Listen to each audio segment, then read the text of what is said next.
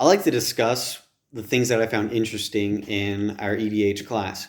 The first two things are the observations with the UDL reflections and the content standards. For the observations and UDL reflections, I was able to learn a lot from in person and online lectures where I was able to observe different teachers and students and how they interacted with one another and their different learning goals and objectives, which a lot of them derived from the California's content standards. Regarding these content standards, I found it interesting that a lot of the learning objectives and goals derive from the content standards because it's sort of like a foundation for creating a lesson plan where teachers have to look at these content standards and sub content standards, create a goal and a learning objective with that content, and find a way to teach these students with different learning plans on what to do and what not to do with this content, whether it be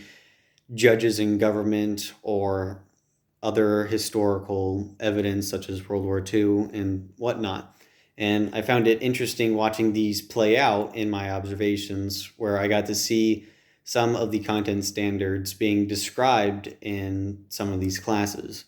And that is one of the things that I really liked watching in person classes.